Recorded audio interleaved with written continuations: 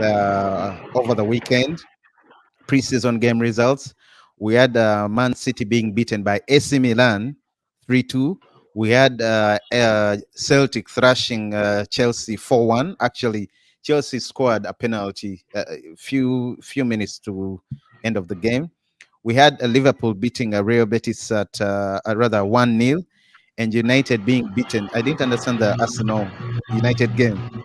The full game was 2-1 in favor of Arsenal.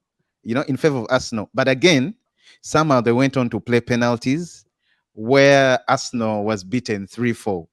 And the most awkward moment about that was I don't know whether you guys saw clips of. There were two moments. The second Onana. goal, equalizer from Jesus, which is arguably an offside if VAR was included. Then the other one was Onana. Did you see the drama that Onana was acting like a 2-year-old child? After Gabriel scoring, he wanted to confront him, and the ref told him, no, no, no, no, do not go there. The ref told him not to go because it was funny. What was he doing? No, I think for me, one, they needed to, these preseason games also, apart from the testing out the players, it's good for fans that may not have a taste of the Premier League get to enjoy it.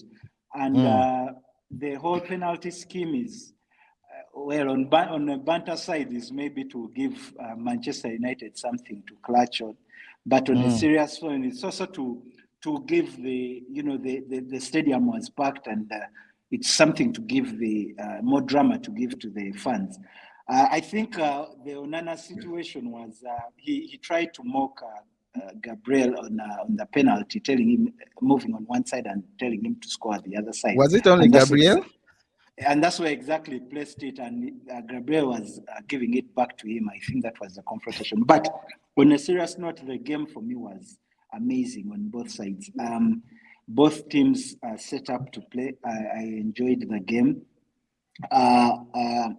Arsenal, I saw a different side to Arsenal, and I think David will give us those details. But I saw a different kind of play to what Arteta was doing. But I equally saw a different way of a different press by Manchester United. That 4-2-4 kind of press when they are not having the ball that I saw with Ruud van Nistelrooy's PSV. So, despite the result, that for me was something impressive. Because one of the critics for Eric Ten Hag last season was that they don't see a style of play. Many of the pundits were saying they were not seeing a style of play. But this time round, I saw something. Of course, with the changes and as the game went by, the whole ping-pong counter-attack kind of football came in. But for me, I was impressed with that 4-2-4 kind of press and something that was lacking, the midfield. Even they have what we call a irregular double pivot setup when the keeper has the ball.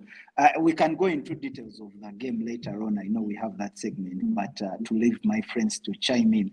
But for me, I was impressed on both sides, and I look forward to the start of the season. Yes, we are going to end up with the Arsenal gentleman. Josh, real quick, what was the highlight of the game for you, and who impressed you? Who impressed me? Ethan 180. Amas. Leny Yoro. Yeah. Amas. Skelly. Yeah. Oh, my Lewis Kelly. Oh God. But not so much as Nwaneri and Amas. Amas was really good on the ball. Really good on the ball. You know, he was comfortable in tight spaces. He really played well.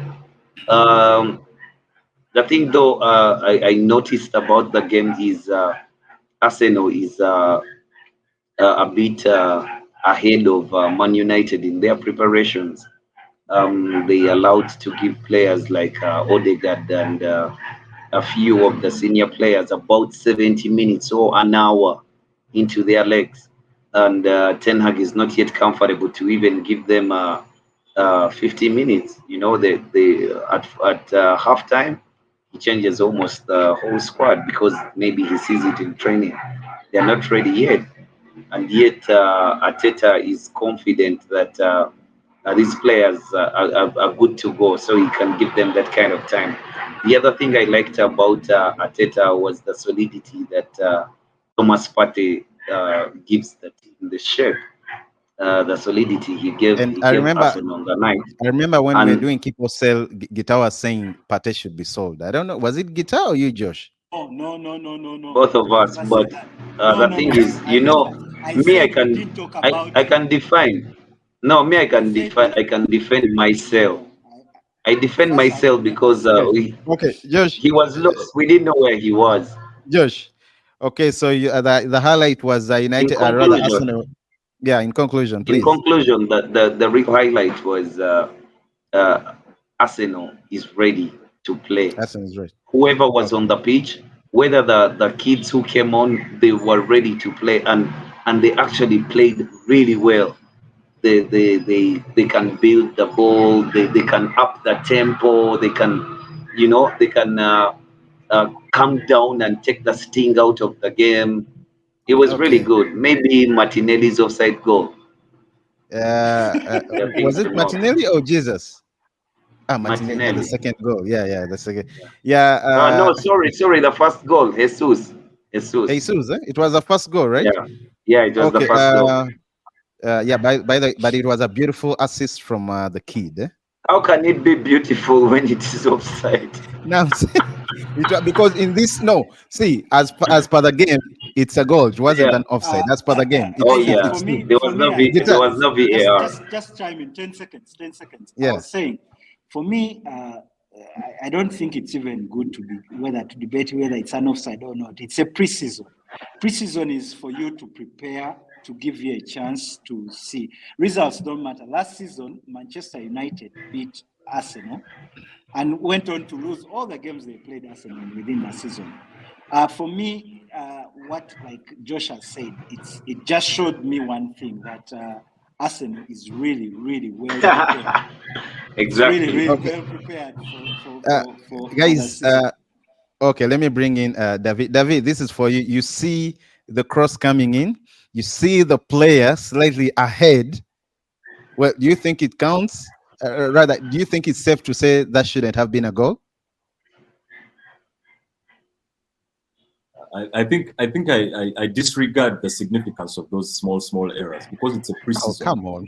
and I don't want to Okay, yeah. approach it the way I would approach a in game. However, the game Hmm. itself showed, for me as an Arsenal fan, one of the things I was wondering is whether we can sustain the development we have Arteta has built in the team, because it was starting to look like the development was predicated on talent acquired from the market. Right? When I see those young players coming up and stepping up to that level, for the young players, it's really not a preseason game. It's I'm showing you what I am about. But also the other interesting thing about that game was Onana. You guys, I don't know, and I have to look at it from a neutral perspective. Onana has character, and when you look at, we had a goalkeeper called Martinez. You know, Martinez, that same character, and I don't think Onana is half as nasty as Martinez was, because Martinez was really nasty, right? But that attribute is actually very valuable. It speaks to the confidence of this goalkeeper. He's willing to pull all stops to dent the confidence of whoever is facing him. I think it's a good attribute. But because he's Yeah. African, it's going to look a bit weird. But I think you guys have something on your hands, and you better not destroy it. United fans are unforgiving like that. But I think Josh, it's a good quality that Onana has. Yo, there was thank you, Josh. nothing. Josh, you have Yeah. at least 90 seconds, because since you were interrupted last time, 90 seconds. Uh, David says Onana's character is good, and we shouldn't even, or rather, United fans shouldn't even complain about it. Again, for you, you think it's right? He should. There shouldn't be any complaints about him. What he did, taunting Gabriel before scoring, actually before even not saving the what? The match? Sorry, the penalty. Sorry. Yeah. Yeah. By the way, let me tell you one thing. I don't know why keepers don't do that. Because, I mean, you allow Bruno Fernandes to hope before he takes a penalty. You understand? So why wouldn't the keeper do something to keep it out? You know, he can do something to keep it out, maybe. But there was nothing much. You know, he still whatever tried to tell Gabriel to put it on that side. He thought Gabriel would change his mind, but he still put it on that side. So I think we'll be Okay, having there's a guys. nothing different in there. Wait, conversation. he's a big player. Onana is a big player. His mentality is up there with the best. So I David, don't think that that would phase him. David, you're saying something? Yeah, I think if Gabriel had missed that penalty, we would be having a very different conversation about Onana's character. That In is general, also for true. those who are criticizing that kind of thing, yeah. Because I've seen That is, that very thing what Martinez used to mm, save penalties based on the way he knew he had crafted intimidation into a science. Martinez could just do things that were, outright annoying, but somehow they flew under the radar. Unless it's pointed out to you, you would never even notice. But when you go mm, back and investigate what Martinez does, what Martinez used to do in the World Cup, it was very nasty. It was very nasty. mm. He would say and do things that were just borderline unsportsmanlike. Okay, guys. Well, thank you. So I see a comment section. Let me see. This is Paul. Paul is saying Ike has done that to Juninho in the game against PSG versus Madrid. Has done the he's saying, I think he's talking about a former Madrid, let me Josh, Keeper. former Madrid keeper, Ike Casillas, where he says he has done the same thing to Juninho in the game against PSG versus Madrid. Josh, unmute if you want to say something before we I think for finish. Keepers, me, keepers do, keepers must do that. I have nothing against Emi Martinez for doing it. I have nothing against the keeper from doing it because we don't stop strikers from hoping before they take a penalty. As in, they should tell them that just uh, Mm, stand your left foot or your weaker foot against the ball and hit it. You know. But they let them do what okay, they want. They have a run. guys. They. Guys, that's it for today.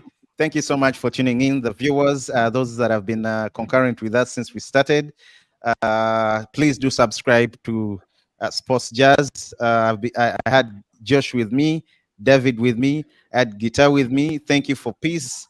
Timo or Timothy, I hope it's okay if I call you Timo, then Paul.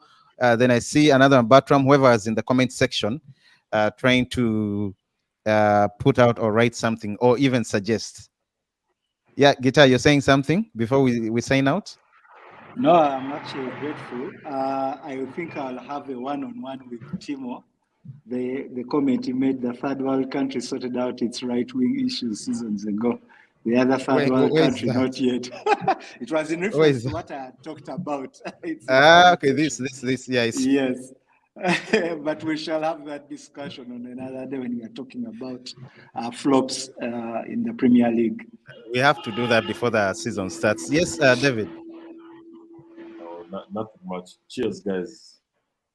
Thank you, thank you, thank you. And Josh, don't complain that you didn't have enough time today, because I know that's No, what you're going cheers, to say. cheers. No, cheers, cheers, cheers. Thank you so much, everyone. Please keep subscribing to No. Sports Jazz. My name is Isaac, Guitar, David, Josh. See you soon.